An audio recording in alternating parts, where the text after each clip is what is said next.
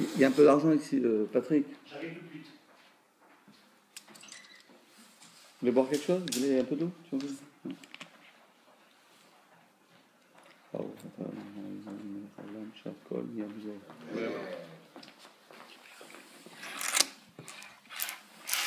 Allez, c'est bon.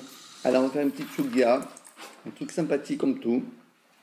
Et on va se rappeler ce que nous avons appris la semaine dernière. Alors, je rappelle rapidement ce qu'on a appris la semaine dernière. On avait appris que lorsque une personne se trouve dans un lit qui est bordé, qui a comme une sorte de dé dessus, on avait dit, ça dépend. Ça dépend de combien y a-t-il de hauteur du matelas jusqu'au dé. Si c'est quelque chose qui est moins de 1 mètre, 10 tfachim, automatiquement, on considère cette chose-là comme étant sa propre couverture. C'est pas un OL, c'est pas un espace qui est autonome. D'accord? Et donc, si quelqu'un dort dans ce lit-là, ça ne pose aucun problème. Pourquoi? Parce que du fait qu'il n'a pas vraiment la dimension d'être un espace à part, donc on peut considérer qu'il est dans la souka. C'est vrai, de la même manière que tout le monde peut comprendre que quelqu'un qui dort sous les couvertures dans la souka, on va dire non, t'es pas dans la souka, tu es sous les couvertures. Bon, la couverture, c'est moi-même. Quelqu'un qui met sa veste sur la tête. Ah non, t'es pas dans la souka, tu es dans ta veste. Oui, mais ça fait partie du corps de l'être humain. Donc tout ce qui est moins qu'une distance de moins de 1 mètre de hauteur, ça pose aucun problème. La première chose. Deuxième condition, rappelez-vous, c'est que même si c'est 1 mètre de hauteur, mais ça dépend combien de largeur. Si c'est un téphar, donc c'est considéré comme un OL. Mais si c'est par exemple c'était en pointe, ça ne pose pas de problème. Pourquoi? Parce qu'encore une fois, pour que ce soit un OL, il y a deux conditions. Premièrement, il faut que ça ait une hauteur de 1 mètre. Deuxièmement, il faut qu'il y ait une largeur minimale de 10 cm. Donc on a bien compris qu'un lit comme ça, le gars qui dort en dessous, ça dépend. Si c'est 9 tfachim, ça ne pose aucun problème. Si c'est 10 tfachim, ça devient problématique, puisque c'est un lit avec un toit plat. Un lit avec un toit en biais, ça ne pose aucun problème. Même si ça mesure qu'on a toujours est faible, ça ne pose aucun problème. Parce qu'en fin de compte, il n'y a pas vraiment de toit. Ça finit en pointe. D'accord? C'est ce que nous avons vu la semaine dernière. Donc je répète, deux conditions pour que celui qui dort dans ce lit-là n'est pas saoul. Première condition, vas-y, dis-moi, première condition c'est quoi? Alors la première c'est que ça passe moins de 10 tfachim. Une hauteur de 10 tfachim du matelas jusqu'au plafond. Et deuxièmement? Et deuxième, il faut que ça soit en pointe et pas... Au contraire. Non, en toit. Il faut que ça soit... Pour que ce soit pas saoul. Ah, pour que ça soit pas sous. Oui.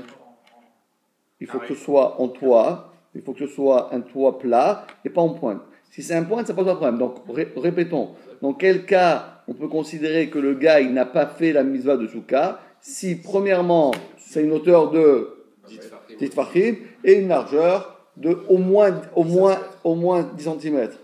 Mais si c'est en pointe, ça pose pas de problème. C'est ce que nous avons vu la semaine dernière. Maintenant, on vient dire un cas vraiment tiré par, exceptionnel, qui dit la chose suivante. Écoutez bien. Il y a écrit dans la Torah que pour faire la prière, pour faire le schéma, pour faire Baruch Ata Hashem Shakon Vero, il faut être habillé. Ça veut dire quoi, il faut être habillé? On ne peut pas faire la prière tout nu. Déshabillé, on ne peut pas. Il faut se couvrir. Maintenant, si quelqu'un dort déshabillé et il veut faire la prière, il veut faire le schéma, s'il prend sa couverture, il la met sur lui et il met que la tête à l'extérieur, c'est permis. Pourquoi? Parce que ses yeux ne vont pas voir sa nudité. Par contre, s'il dort et il met la couverture sur la tête, même s'il ferme les yeux, ça ne sert à rien. Il faut qu'on fait un écran entre les yeux et le corps. Donc, comment on fait un écran? Alors, il met une couverture sur lui, donc ça dépend. S'il couvre sa tête, ça ne marche pas parce que sa tête et son corps se trouvent dans le même, ils se voient. Même s'il ferme les yeux, ça ne sert pas. Par contre, si sa tête est dans un endroit et son corps est dans l'autre, c'est-à-dire qu'il met une couverture sur lui, il se couvre, c'est permis. D'accord? Maintenant, dit Amar Rav Tachlifa Bar Avimi. Vient ce grand maître de la Gemara, il nous dit, mais voilà, voilà ce qu'on peut faire.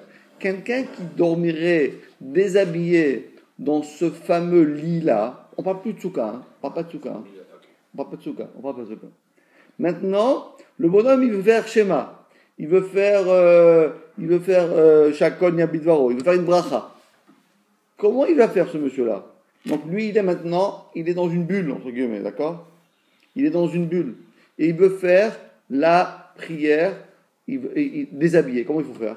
Dit la Gemara, Amar Rav Tachlifa Baravimi Amar Shmuel, dit se mettre là au nom de Shmuel, à Yoshen. C'est quoi Yoshen?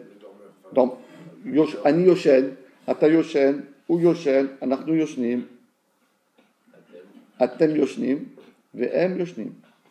Ça veut dire quoi alors? Je dors, tu dors, il dort, nous dormons, vous dormez, il dort. D'accord? Alors répète, Ani, Ata, ou, Anachnu, Atem, Yoshnim, Hem, Yoshnim. Yoshnim. Toujours là, toujours le pluriel, c'est im. D'accord? Donc lui, qu'est-ce qu'il a fait? Ayoshen. Donc c'est un singulier. C'est pas un pluriel. Ayoshen, celui qui dort. Bekila, dans ce fameux lit avec un D dessus, qu'on appelle Akila, Aroub, il est déshabillé. Qu'est-ce qu'il peut faire? Et il veut faire le schéma. D'accord? Même le schéma qui a une Torah, schéma Israël, c'est une Torah. Qu'est-ce qu'il fait? Motzi Rocho Khusakila, il met la tête en dehors du lit, il ouvre le rideau, il met la tête en dehors du lit, il fait schéma Israël, hop, et il rentre. Pourquoi? Parce qu'on va considérer ce dé-là comme une couverture. De la même manière que celui qui dort déshabillé dans un lit, s'il met sa tête en dehors des couvertures, c'est cachère. Pourquoi? Parce que ses yeux ne vont pas voir sa nudité. La même chose, il peut, comme on vient de dire il y a un instant, que ce lit-là est cachère dans la souka. Pourquoi? Parce qu'on considère que c'est comme une couverture. Si c'est une vraie couverture, c'est aussi cachère pour ça. Ça veut dire que ça faisait plus d'Itfarim, il ne pourrait pas. Exactement. Par contre, si c'est plus que d'Itfarim, ça ne marche pas. Pour la nudité, il y a pas aussi un problème avec le cœur. Comment? Le cœur, il n'y a pas le cœur aussi. Ah, bravo. Ça, il faut que nos yeux ne voient pas ni la nudité, et il ne faut pas que non plus que le cœur voit la nudité. Donc c'est pour ça qu'il faut il faut pas mettre la couverture ici. Il faut mettre la couverture en dessous du cœur. Il faut qu'il sorte, quand il met la tête rochaud, ça veut dire rochaud et le cœur.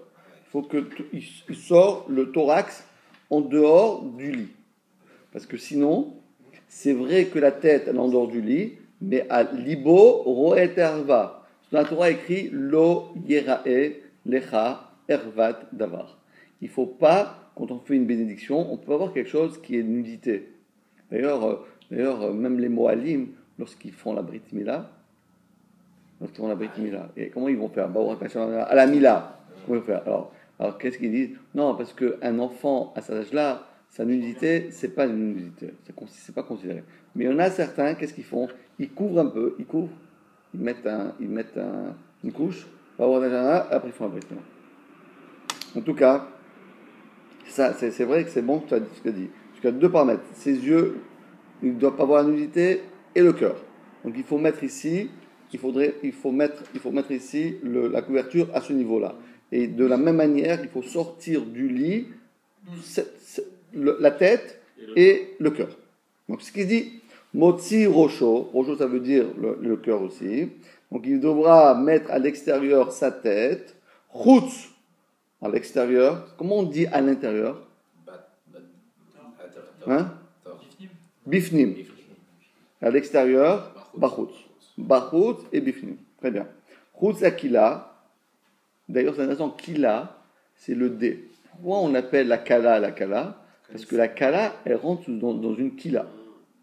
Parce que la kala, ça veut dire c'est la femme qui va passer, c'est-à-dire c'est le couple qui va passer sous le dé nuptial. Donc pourtant on dit la kala et la kila. La kala, elle va à la kila. D'accord? Vekoré, et il va lire Keriyat Shema, la lecture du Shema. Bravo. Pourquoi? Parce qu'on a déjà dit, comme c'est un lit qui n'a pas les dimensions de 1 mètre de hauteur, donc on considère que ce lit-là, en réalité, c'est une couverture. Donc si c'est une couverture, tu peux sortir de la hauteur. La Gemara demande, Métivé. Pourtant, on a exactement le même cas, mais exactement le contraire de l'halakha. Métivé, Ayoshen, celui qui dort. Bakila, sous un dé nuptial, un dé. Arum, déshabillé. Lo yotzi rosho chusekila vekore kriyat shema. Il n'a pas le droit de sortir la tête en dehors de... Ah, tu viens de me dire que tu peux, ici, parce que ça fait plus de 10. Bravo. Agmara dit, Acha bemai askinan. Ici, de quel cas nous parlons? Keshegavoa asarat fachim.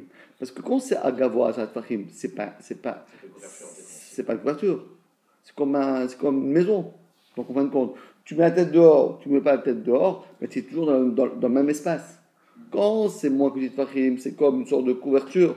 Mais quand c'est plus que dit fachim, c'est comme si tu es dans un endroit, dans cette chambre. Tu dis il y a le toit, mais ça sert à rien. Ce toit-là, c'est aux de la maison, mais c'est pas, ça couvre pas la nudité de la personne. Donc c'est pour ça que c'est permis. Donc ça dépend. Si c'est dit fachim, il ne peut pas faire ça. Si c'est moins que dit fachim, il peut le faire. Donc c'est facile, hein. À force, on commence vraiment à comprendre, hein. D'accord? Alors, qui c'est qui peut me dire que ça donne le mot acha? Ici, bravo. Bemaï. Maï. C'est doux. Ouais, d'où? De quoi? D'où? C'est comme maï. Askinan. C'est quoi? Quelqu'un, en Israël, il ouvre un essek. C'est quoi un essek? C'est une affaire, un métier. Une affaire. Bravo. Donc, c'est quoi? De quelle affaire nous parlons? C'est de quelle affaire? De quoi parle? Hein, tu veux ouvrir n'importe quel magasin, tu dis, toi, vous, Patar Essek, comme ça en Israël, on dit. Patar Essek, il a ouvert un Essek. D'accord? Gavoa, Asara, Gavoa. Comment on dit le contraire de Gavoa? Namour. C'est un bon en hébreu. C'est bien. Hein? Il va rien. Hein? D'accord? Allez, on continue. La Gemara dit Achi nami mistabra. Et en réalité, ce qu'on vient de dire à l'instant, qu'il y a une différence entre 9 tvachim qui est considéré comme couverture et 10 tvachim qui est considéré comme un toit. Donc quelqu'un qui a un toit, s'il se met ici, il se met là-bas, ça ne change rien parce que sa tête, ses yeux, il va avoir sa nudité. S'il est sous cette partie du toit ou cette partie du toit, ça ne change strictement rien. Parce que qu'est-ce qu'il y a écrit? Ahanami mistabra, c'est exactement ce que c'est la logique même qu'on va trouver, on retrouve dans cette idée-là. Pourquoi? Midekatane sefa, parce que dans cette fameuse braïta, à la fin, la deuxième partie de la braïta qui a dit qu'on ne peut pas mettre la tête dehors, elle a voulu donner un parabole. Elle dit, tu sais quoi? Sortir ta tête du lit reviendrait à, ouvrir les guillemets, à la mazédomé, à quoi cela ressemble. Les omed bebet arum, quelqu'un qui se trouve dans une maison qui est complètement déshabillé. Et qu'est-ce qu'il fait lui? Loyotzi rocho lachut lachalon. Et qu'est-ce qu'il veut faire? Il veut sortir la tête en dehors de la maison. Il dit voilà, j'ouvre la fenêtre, j'ouvre la tête dehors, je fais Shema Israël Shalom Elokeinu Hashem Echad, et après il ferme la fenêtre. Non, ça marche pas ça. Ça sert à rien. C'est rigolo, mais ça sert à rien parce qu'en fin de compte, la maison, c'est pas ta couverture, la maison. La maison, elle n'est pas ta couverture. Une maison, c'est quelque chose qui ne peut pas. Cette fameuse qu'il a, ce dé, peut te considérer comme étant une couverture, ça sert pour te couvrir. Mais une maison, ça ne te couvre pas. En fait, voilà, tu sais quoi, où est ma couverture, c'est mon toit, c'est la couverture. Non, c'est autonome, le toit, il est autonome. Il n'est pas là pour te couvrir. Donc, en fin de compte, toi, la personne qui est dans cette situation, elle n'est pas couverte. Donc, de fait qu'elle n'est pas couverte, il ne peut pas faire le schéma. Il dit, non, attends, mais je mets la tête dehors. Ça sert à rien que tu mets la tête dehors. Qu'est-ce que tu vas gagner si tu mets la tête dehors? Tu vas rien gagner parce que si encore on pouvait considérer que la maison c'était ta couverture, oui, en mettant la tête dehors, tu marches. Mais une maison ne pourra jamais, au non jamais, être ta couverture. Donc ça sert à rien que tu mets la tête dehors ou tu laisses la tête dedans, parce que de la mettre dehors ou de la rester dedans, ça revient exactement au même cas. Donc dit la Gemara, Achi Nami, c'est cela, Achi Nami, ceci aussi, Mistabra, c'est comme ça. Mistabra, c'est quoi? La Zvara. Mistaber, ça veut dire c'est quelque chose de plausible. Pourquoi? Mi de katane sefa, puisqu'il est écrit dans la fin de la braïta, deux points ouvrir les guillemets, à ceci, la mazédomé, à quoi cela ressemble? Le homed, quelqu'un qui se tenait debout, bebaï, dans une maison à Rome, qui est déshabillé, chez l'oyotzi rocho chus lechalon, il n'a pas le droit de sortir sa tête en dehors de la fenêtre, vekori kriyat. D'accord? Donc, on a bien compris que Shma Mina. Donc, on a bien compris que la règle. Donc, on répète. C'est quoi la règle? Dans quel cas on peut considérer que ce fameux dé devient sa couverture? Et dans quel cas on va considérer que ce dé-là, il est autonome, il ne peut pas être ta couverture? Plus de 10, pas de 10, c'est facile. Maintenant, la Gemara dit attention. Alors, c'est intéressant que le Ritva, il vient ici, il fait une touche. Parce que vous savez, je vais vous dire un grand truc dans la Gemara, c'est que nous, on sait que la Gemara a été écrite par deux maîtres de la Gemara. Un qui s'appelait Ravashi, et le second qui s'appelait Ravina. C'est eux qui ont récupéré tous les textes, toutes les discussions qui a eu pendant des générations. Ils ont compilé, ils ont écrit la Gemara. Et quand on a fini la Gemara, ils ont dit bravo, on a fini la Gemara. Donc ils ont écrit tout le chasse. Le premier il s'appelait Ravashi, et le second il s'appelait Ravina. Ravina et Ravashi, ce sont les derniers Amoraïm qui ont clôturé la Gemara. Qui c'est qui a clôturé, qui c'est qui a écrit la Mishnah? Rabbi Yehuda Nassi. Qui c'est qui a écrit le Yerushalmi? Rabbi Yochanan. Et qui c'est qui a écrit la Gemara? Ravina et Ravashi. Donc voilà, qu'on se le dise. Qui c'est qui a écrit la Torah? Non, c'est Moshe. C'est Moshe qui écrivait, Hachem lui dictait. Donc Moshe a écrit la Torah. Qui c'est qui a écrit les 8 derniers versets de la Torah? Les 8 derniers? Yehoshua, bravo. Deuxième version, c'est qui? Moshe qui les écrivait en pleurant. Ah oui, c'est ça, Il y a deux versions. Parce que dans les 8 derniers versets de la Torah, il écrit Vayamot Moshe Eved Hashem. Et Moshe, il est mort, le serviteur de Dieu. Alors, première version dit Moshe Rabbeinu ne peut pas écrire, il est mort Moshe lorsqu'il est vivant. Donc, c'est-à-dire qu'il lui s'est arrêté là, et les 8 derniers versets, depuis ce verset-là, Vayamot Moshe, et Moshe décéda, etc., sur la montagne de Nevo, etc., c'était Yehoshua qui l'a écrit. Mais la deuxième version, elle dit non, Moshe, il a écrit ces derniers mots juste en quittant ce monde-là. Et lorsqu'il a fini en pleurant, et lorsqu'il a fini ces mots-là, il a quitté le monde. D'accord? Donc on a bien compris. Alors, qui c'est qui a écrit la Torah? C'est Moshe. Qui c'est qui a écrit la Mishnah? Rabbi Yehuda. On a ce qu'on appelle le Rabbi. Vous connaissez le Rabbi? C'est lui, le Rabbi. Pas le même. C'est qui a écrit le Yerushalmi? Qui c'est qui a écrit la Gemara? Qui c'est qui a écrit la Tosefta? Ravina. Qui c'est qui a écrit la Tosefta? Hein? La Tosefta, c'est ce qui a écrit, vous savez, c'est ce qu'on ramène. Braït. Hein? Non. Ranel était bien après, c'est un Rishon. Qui c'est qui a écrit la Braïta? Vous savez, la Braïta, c'est ce qu'on ramène de la Braïta. Mais Tivé, on pose une question, voilà, il y a écrit dans une Braïta comme ça, une Braïta comme ça, une Braïta. C'est quoi Braïta? C'est la Tosefta. Ce sont tous les Mishnayot qui ne sont pas rentrés dans le canon, qui n'ont pas rentré dans la Mishnah. Tout ce qui est écrit, qui n'est pas écrit dans la Mishnah, ça s'appelle la Braïta à l'extérieur. Il y a des choses qui sont rentrées à l'intérieur. Parce que Rabbi, c'est comme vous voulez écrire un doctorat. Vous ramenez des références. Vous n'avez pas amené tout le livre. Prenez un petit truc, une référence, voilà, référence A, tac, tac, copier-coller, vous faites votre mémoire, etc. Mais tout le reste, qu'est-ce que vous en faites? Vous jetez la poubelle? Non. C'est des choses importantes. Mais Rabbi n'a pas écrit tout. Il a écrit des choses importantes. Une Mishnah. Mais tout le reste, qu'est-ce qu'on a fait? Qu'est-ce qu'on a fait? Il les a restés de côté. Qui c'est qui les a écrits le reste? Qui c'est qui les a compilés? Rabbi Chia. Rabbi Chia. D'ailleurs, si vous êtes un jour à Tveria, ne ratez pas d'aller là-bas parce qu'il y a trop de... On raconte sur lui des miracles, je ne peux pas vous raconter, mais en tout cas, ça vaut la peine de faire le tour, faire le détour. Si vous êtes à Tveria, allez là-bas parce que ça vaut vraiment, vraiment la peine. C'est tous des Tanaïm, de toute façon. Oui.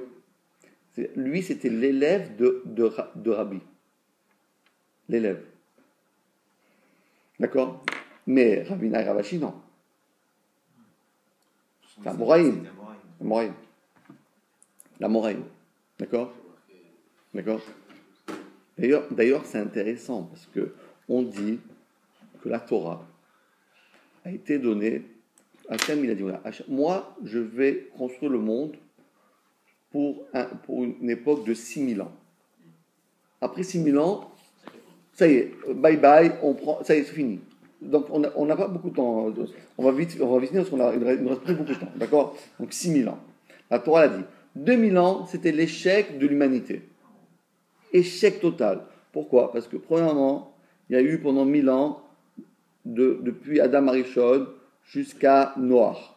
Et de Noach jusqu'à Abraham, c'était la catastrophe. D'or, il y a le Maboul, et la tour de Babel, et Sédom, et Gémor. C'était une catastrophe. Jusqu'à venu Abraham Avinu.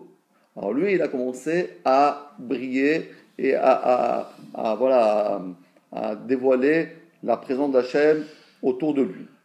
Et la Torah et la Gemara nous dit comme ça. 2000 ans, c'est Tohu. C'est le Tohu, Bohu. 2000 ans, catastrophe. 2000 ans, Torah. C'était la Torah. Et 2000 ans, c'est le Mashiach. C'est comme ça on a partagé. 2000. Et quand on arrive à la fin, c'est fini. Donc c'est fin. C'est la fin de l'histoire. Donc 2000 ans, c'est Tohu. 2000 ans de Torah. Et 2000 ans, après, normalement, il devait venir le Mashiach depuis bien longtemps. Ça fait maintenant, on est déjà dans les 2000 ans, 1948. Ils ont passé, il ne reste plus beaucoup, jusqu'à 2000, il ne reste plus beaucoup. D'accord? Maintenant, écoutez bien, c'est trop intéressant. Parce que, quand est-ce qu'a commencé les 2000 ans de Torah? Lorsque Abraham Avinu, il avait 52 ans, et il a connu Dieu, parce que Dieu s'est dévoilé à lui, à l'âge de 52 ans, a commencé le 3e millénaire, à savoir le moment de ce qu'on appelle le moment où ce qu'on appelle le Torah. Et quand est-ce qu'a terminé les 2000 ans? Lorsque le chasse de Gemara il a été fini. Donc ces 2000 ans ont commencé depuis Abraham, et quand on a fini le chasse. Quand on a fini le chasse, on dit c'est fini la Torah. Voilà, on a tout. C'est bon. On a tout ce qu'il faut. Qu'est-ce que tu veux de plus que ça? Tu as tout. Abraham, Yitzhak, Jacob, Moshe, Aaron, David, Shlomo, Ravina et Ravashi. Qui tu veux chercher, qui tu veux chercher, tu peux plus rajouter. C'est ok, c'est terminé. Donc 2000 ans, on a fait le plein de Torah. Et après, le reste devait devenir le Mashiach. Mais malheureusement, le peuple Israël n'est pas encore méritant, mais n'ayez pas peur, ça va bientôt venir. Donc on a bien compris le système. Donc qu'est-ce qui s'est passé? Donc, écoutez bien. Donc, je répète, la Gemara a été écrite par Ravina et Ravashi. Dit le Ritva, un des grands commentateurs médiévaux, il dit, mais des fois, il y a des parenthèses dans la Gemara qui ont été rajoutées par les Géonim.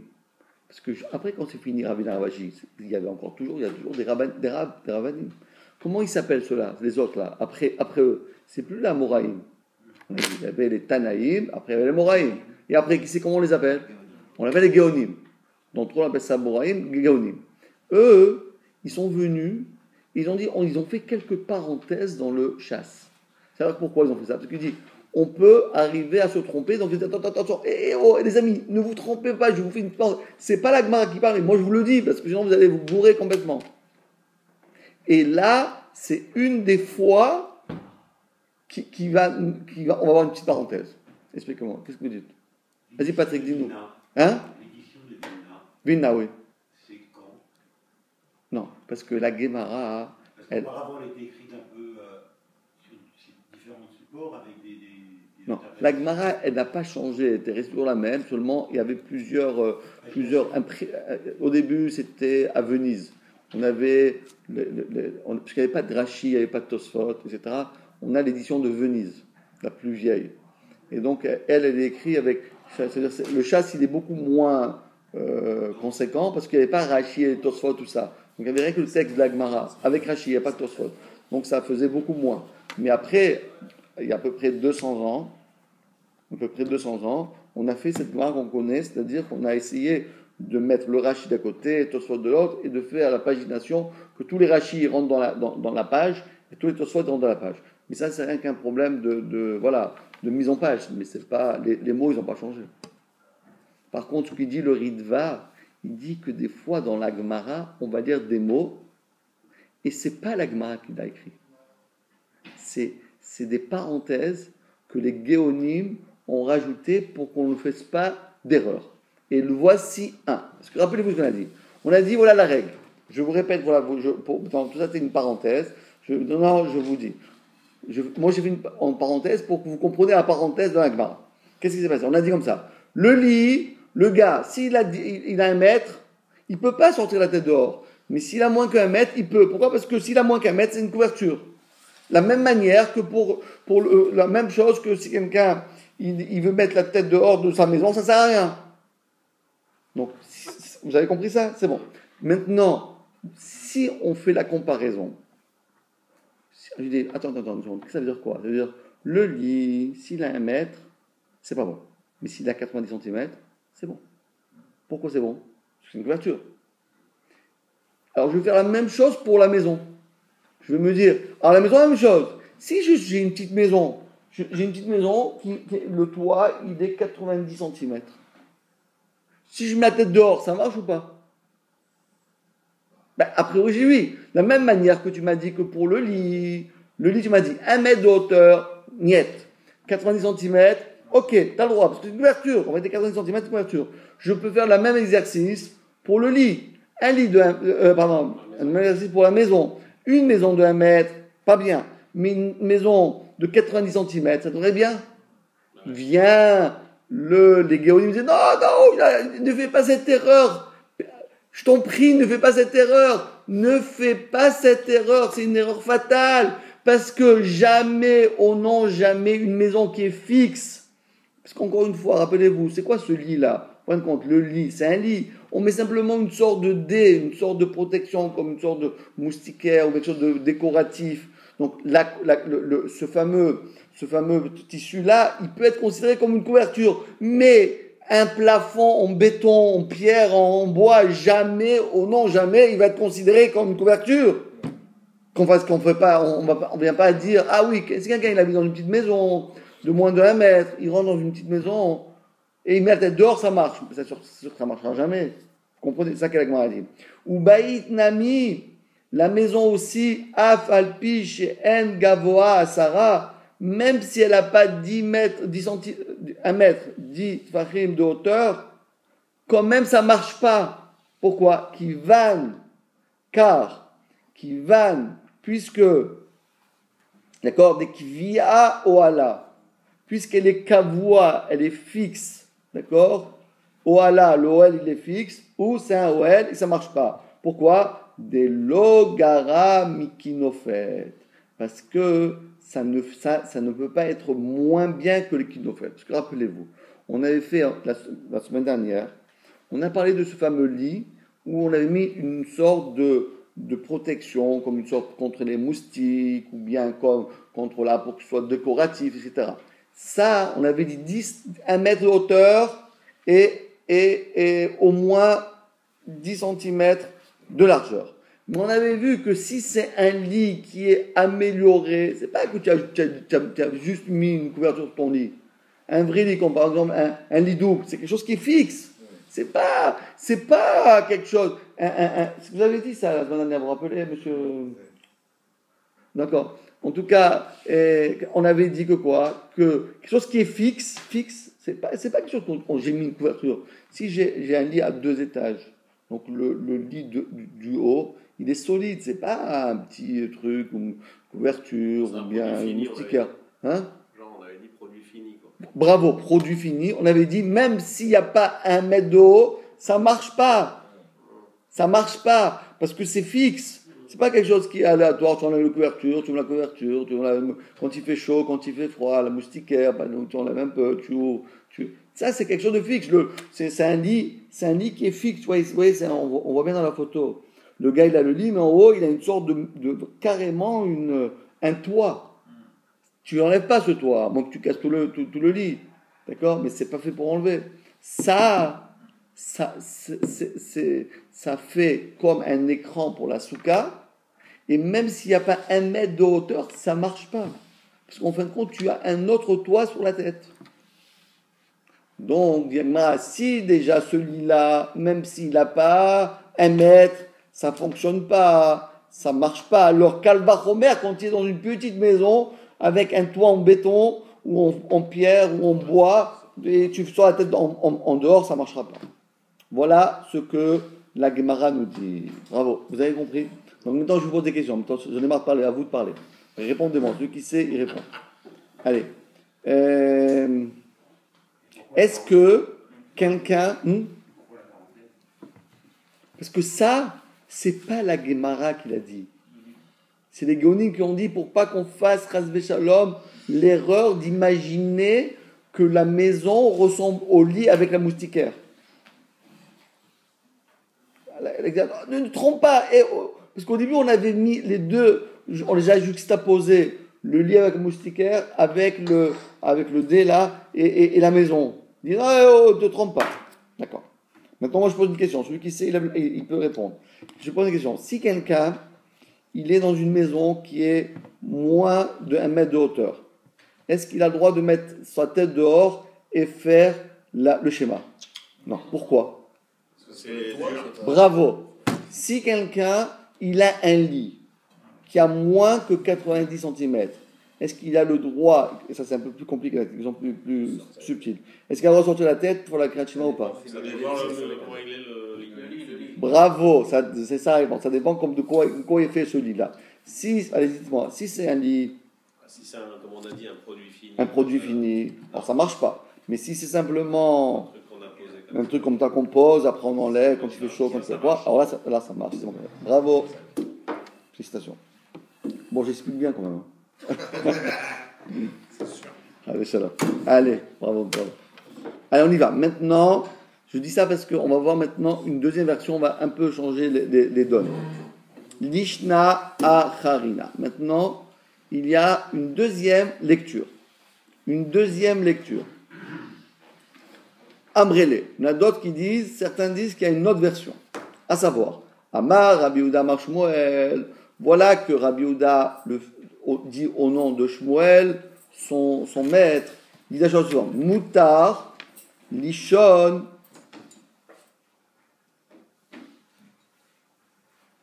D'accord? Moutar, Lishon, Bekilat, Ratanim, Besuka. On a le droit de dormir, ça on l'avait vu déjà plusieurs fois, on a le droit de dormir dans ce lit-là. Pourquoi il a le droit de ce lit-là? Parce que même celui-là, qu'est-ce qu'il a? Il a quoi? Il a plus de 1 mètre, mais quand même, il a moins de 10 cm. Donc il finit en pointe. Si en pointe, ça s'appelle que tu es dans la souka. S'il finissait avec un toit plat, ben non, parce que c'est ça qui te protège. Mais quand ça finit en pointe, en haut de la tête, qu'est-ce que tu as? Tu as une pointe. Donc si tu as une pointe, c'est la souka qui te protège, c'est pas le lit. Non, mais il finit pas en pointe, il finit en moins de 10. Moins de 10, c'est ça. Pas en pointe. Non, ça veut dire peut-être qu'il est sur 1 mètre, mais tous, vous comprenez ce que je dis? Oui, c'est comme, tu vois, c'est ça. non, Donc ici. C'est pas comme ça que je comprends ça. Moi, Hmm. c'est pas comme ça que je Comme ça, comprends ça. Non, il faut le toucher. Au milieu, non, il finit comme ça, il se touche. Il se touche. Bah, dans ce cas-là, on serait exactement dans le même cas qu'on avait vu en pointe. Oui, c'est le point de ça. Mais là, j'ai Ouais. pas compris, mais là, il veut dire qu'on a 800, avec 8 cm, on n'est pas en pointe tout le long. Oui, ben 8 cm, c'est combien de Ah, points? c'est considéré, d'accord. Ouais, tu as raison. T'as raison. Tout ce qui est moins de 10 cm, on considère que c'était une pointe. Pour que ce soit plat, c'est 10 cm. S'il y a moins que 10 cm, même si tu as 9,9, ça revient même, ça s'appelle que tu n'as rien du tout. D'accord? Donc c'est facile ça, on a déjà vu ça. C'est la deuxième règle. Parce que la première règle, on a dit 10, mais même si c'est 10, il faut plat. Si c'est 10, on pointe, ça ne pose pas de problème. D'accord, allez, on y va. Ah, métivé, mais on a vu ici que Yoshen, Bekila, Besuka, Lo, on a vu que celui-là, ça ne marche pas. Quelle est la réponse? Elle est trop facile, celle-là. Hein? Non, c'est pas fixe, ça, c'est qui là? On a dit que c'est pas fixe, mais quoi? C'est pas retour, c'est pas. Bravo, parce que c'est plat. Voilà. Ben voilà, bravo. Achamema Askinan, Beshesh la gag. Parce que là-bas, on parle qu'un gag, on le voit dans la photo. La différence, elle est flagrante, celle-là. Celui-là, on parle, c'est un pointe. Donc c'est pour ça que c'est cachère. Et celui-là, ça marche pas. Pourquoi? Parce que c'est plat. Donc si c'est plat, ça marche pas. Parce que la Gemara a dit Achamema Askinan. De quel cas on parle ici? Beshesh la gag. On parle ici qu'il a un toit. Moi, je fais un téphar, tu vois. Mais bon, ça veut dire. En réalité, il faudrait le mettre comme ça, le truc vert là. Il faut le mettre comme ça. C'est-à-dire c'est de la largeur, pas longueur. On se fout de la longueur. C'est la largeur. Donc, il faudrait un peu tourner le truc vert là. Le mettre.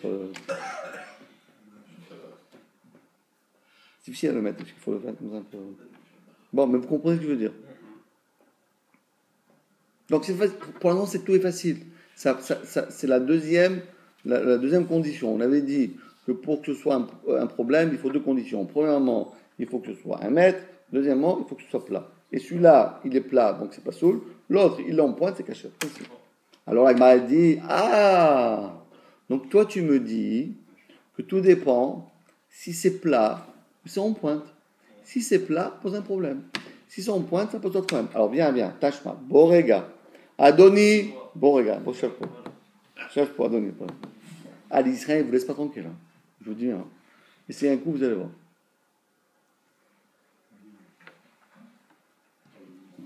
Ça veut dire Tashma.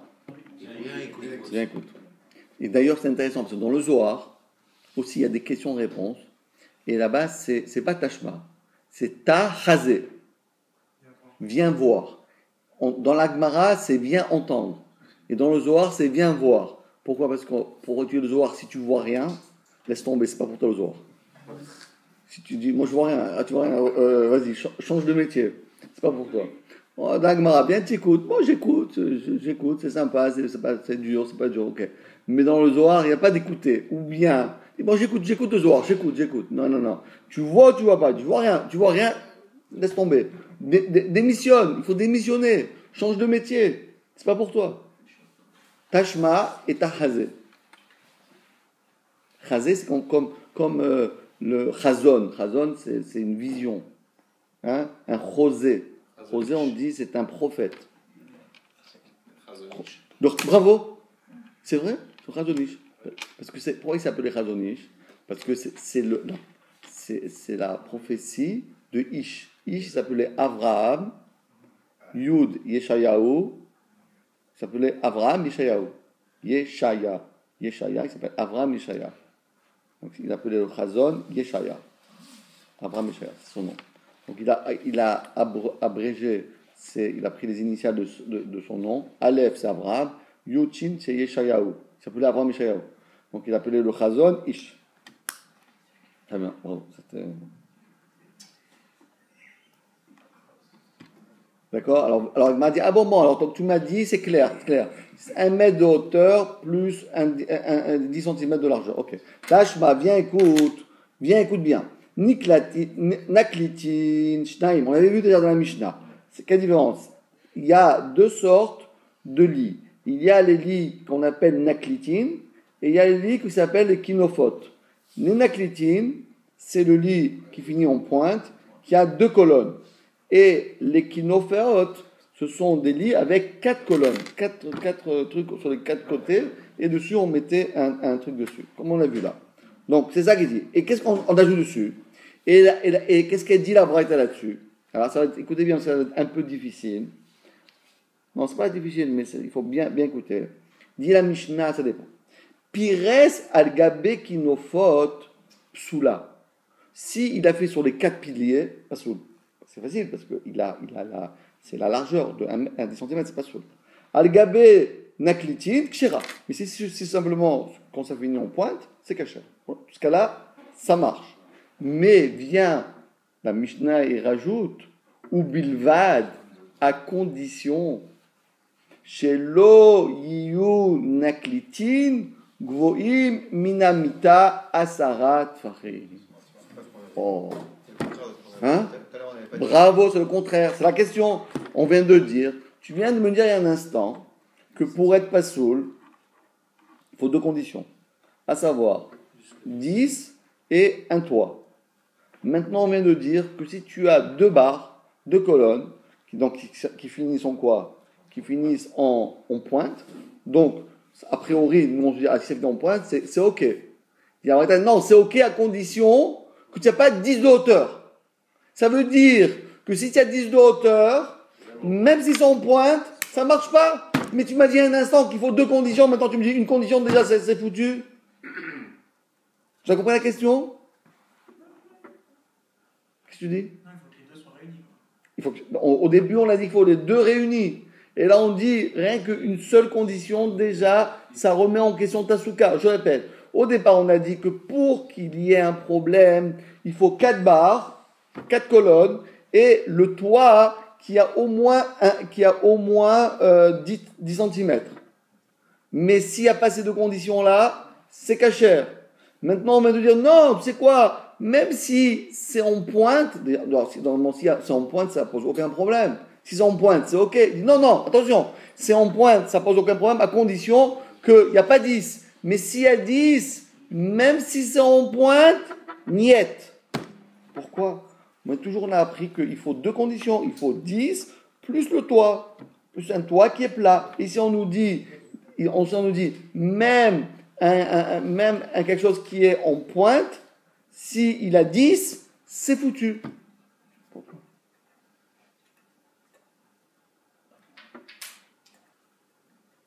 C'est quoi la réponse?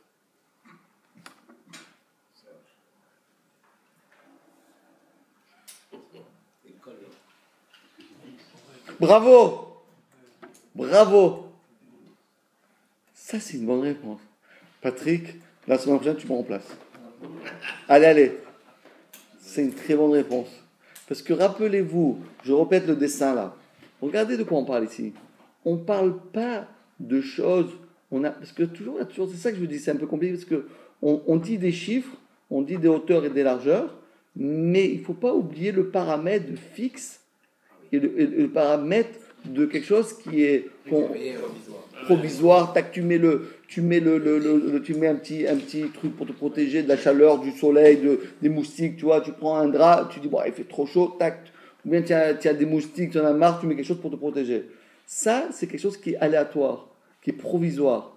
Alors que dans ces lits-là, c'est des choses, de la même manière qu'on avait dit là, sur le dessin à droite, vous voyez là-bas, c'était des choses, c'est qu'on achetait comme ça, qui était un produit fini. Ben, l'autre aussi, il est produit fini.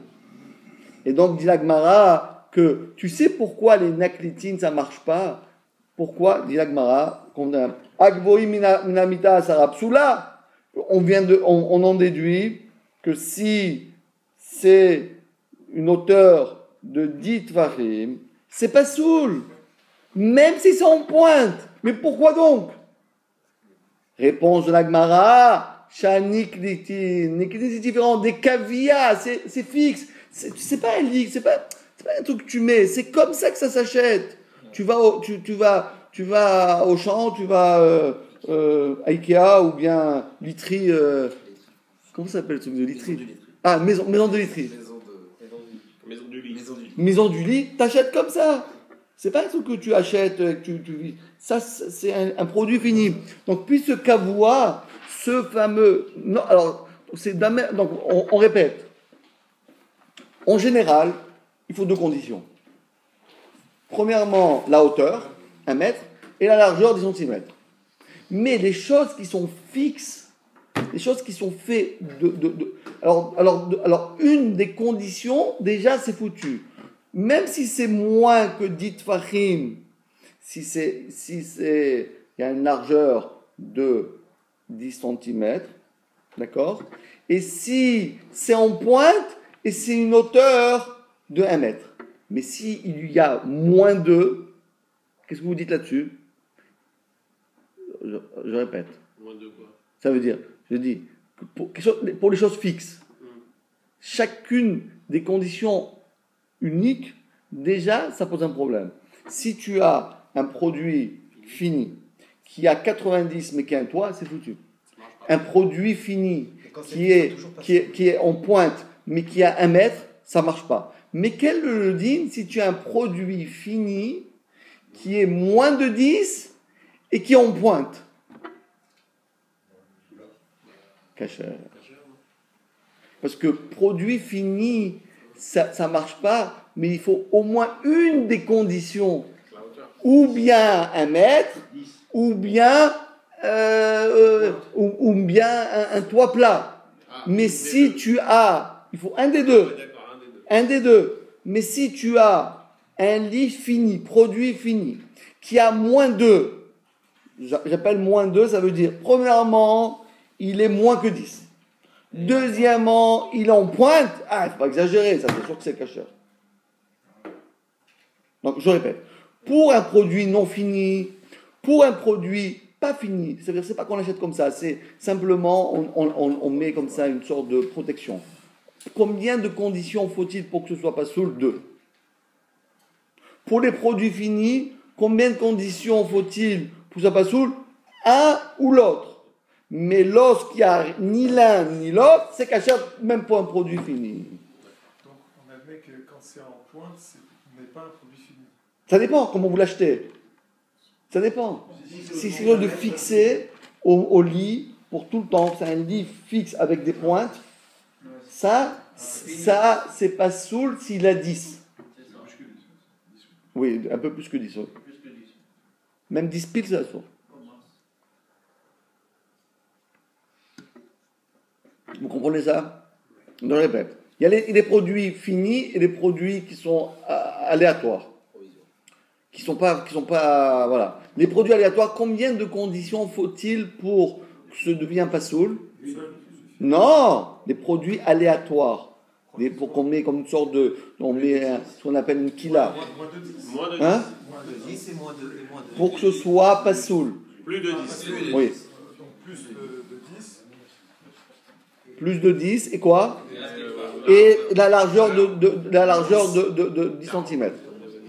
D'accord. Il faut 2 conditions, il faut plus 2 pour que ce soit pas soul. Maintenant, les produits finis, il faut 1. L'un ou l'autre. Un ou l'autre. Ou bien 10, même si c'est en pointe, ou bien 9, si c'est il y a un toit plat. Mais si c'est un produit fini qui n'a ni l'un ni l'autre, c'est caché. Donc je répète, si vous avez par exemple un produit fini qui a 4 colonnes et que les colonnes mesurent 60 cm. 60 cm, d'accord? Et ça finit en pointe, ben c'est caché.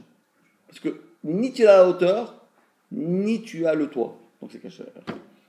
C'est ça que l'Agma dit. C'est un inaklikin d'équivier. Bravo. L'Agma demande. Alors, ikvier, des bouquins, alors s'ils sont tellement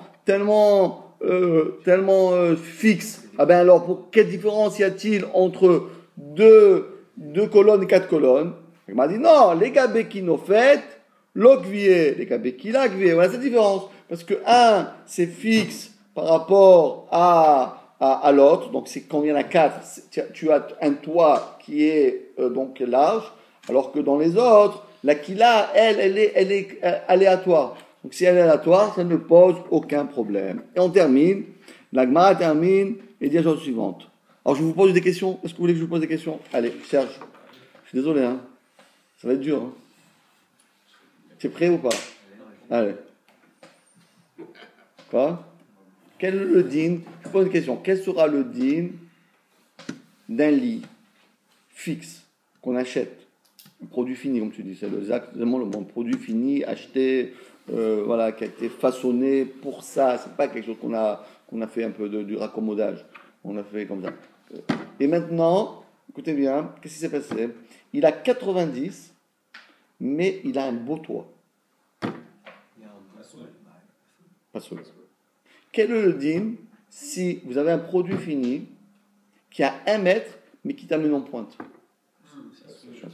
Quel est le din si vous avez un produit fini qui a moins de 1 mètre et qui finit en pointe? Cher. Bravo. Quel est le din si vous avez un produit non fini? D'accord? Et un produit non fini. Écoutez bien, c'est un peu difficile. Un produit non fini, d'accord? Et qui a 1 mètre de hauteur, mais qui finit en pointe. Cher. Quel sera le din si vous avez un produit non fini qui a un toit, mais qui est à 90? Cher. Quel est le din si vous avez un produit non fini qui a 1 mètre et qui a un toit? Pas soul. Voilà. C'est facile la Torah. C'est vraiment facile la Torah. Ça s'appelle vraiment, on est en train de modeler notre esprit. Tac, tu dis ça c'est plus, ça c'est ça, et ça c'est ça, et ça comme ça, et ça comme ça, et voilà, tu as tout compris. Allez, on termine avec cette petite histoire, et on termine et on fait Arvit de Natachan. Hein? On fait ça pour faire Arvit. Darash Rabba Bar Ravuna. Alors, un jour est venu notre Rabba Bar Ravuna, il a fait une dracha. Il a réuni tous ses amis, tous les gens de la communauté. Ah, les amis, dracha, qu'est-ce qui se passe? Venez, mais venez donc à la dracha. Alors tout le monde arrive, dit, Rav, qu'est-ce qui se passe? Qu'est-ce que vous allez raconter? Vous allez nous dire quand est-ce que le match va venir? Je sais pas, on dirait que vous allez raconter si, voilà, la guerre avec le Hamas et l'Iran. De quoi il va parler, le Rav? Je sais pas qui va parler. Des élections, il va parler de quoi? L'UMP, républicain, qu'est-ce qu'il va parler? De quoi il va parler? Darash, Rabba, Barabuna. Écoutez bien. Il leur dit, écoutez, Moutar, Dishon, Bekila. Pour ça, tu nous as venir. Pour ce kila, on n'a rien à faire de la kila. Déjà, que je me trouve avec une kila. C'est permis de dormir dans une kila. Écoutez bien. Afalpi sheshlogag, afalpi shkavoasara. Même s'il y a les deux conditions, 10 et un toit, je dis moi, pas comme on vient de dire, je suis cholek. Je contredis tout ce qu'on vient de dire un instant. Je suis pas d'accord. Je dis que c'est permis de dormir dedans. Et pourtant, c'est un mètre. Et pourtant, il y a un toit. C'est plat, c'est pas en pic. Alors, mais qu'est-ce que tu arrives? Comment tu fais ça? Il m'a dit, Keman. Mais Keman, c'est Superman, c'est du Superman ça. C'est pas Keman, c'est du Superman ça. Qui c'est qui peut dire comme ça? Keman, comme qui tu vas toi? Ah, il m'a dit, ça va comme Rabbi Yehuda. Ah ben oui, parce que tu vas pas après l'halakha, toi, tu vas pas comme Chachamim. Tu vas comme Rabbi Yehuda. Qu'est-ce qu'il a dit Rabbi Yehuda? Parce que d'Amar, lo ati oel aral muvatel koel keva. Parce que rappelez-vous, on avait vu la semaine dernière, il y avait le bonhomme. Rappelez-vous que le gars, il avait, pour l'instant on est en train de parler, que la personne il dort dans son lit, et sur le lit il y a un lit superposé, ou bien il a mis une sorte de protection. On a vu un autre cas, que le gars il dort sous le lit. Sous le lit. Alors rappelez-vous ce qui s'est passé.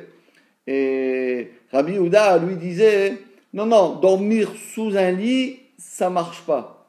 Et Rabbi me dit non, mais ça n'a rien à voir, parce que dormir sous un lit, c'est pas un lit. Quand tu es dans ton lit et tu as un autre toit sur ta tête, ça pose un problème.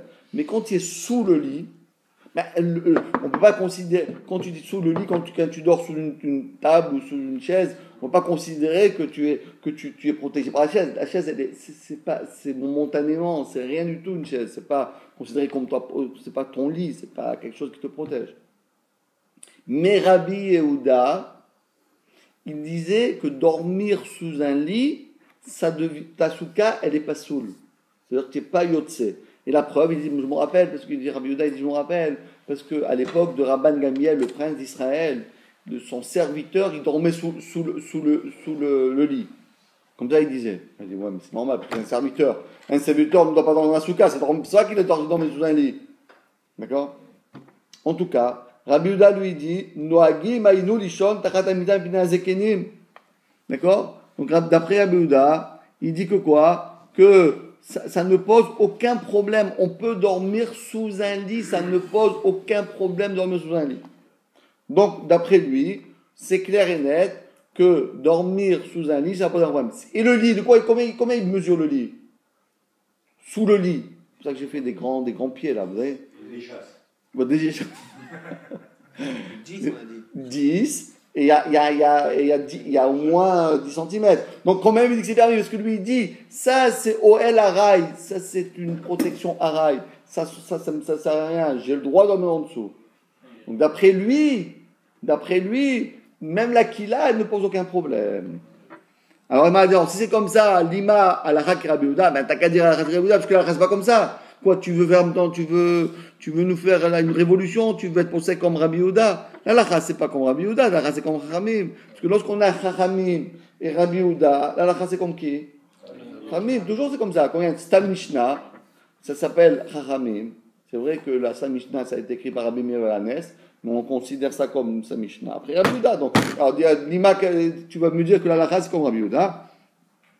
Alors il dit, non, I avait amar ala Rabbi Yehuda, mamina nemile mita. Parce que je dis que ce qu'il a dit Rabbi Yehuda, il a dit simplement pour un lit. Pourquoi des gaba asuya, aval kila de tocha asuya, imalo. Parce que j'aurais pu croire que pourquoi il a permis de dormir sous le lit?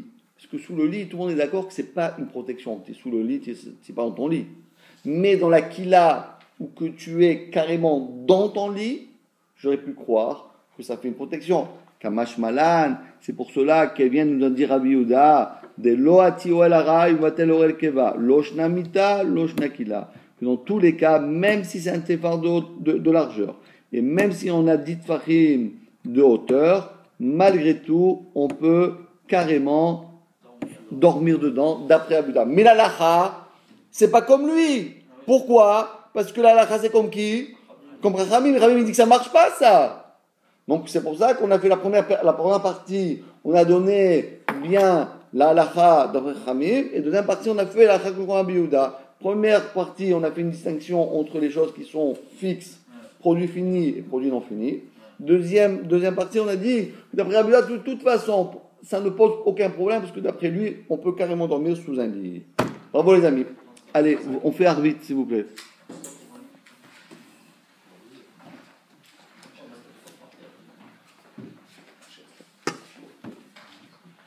Vas-y, tu nous fais arbitre? Non? Parce qu'il y a les clés, il y a l'histoire des clés.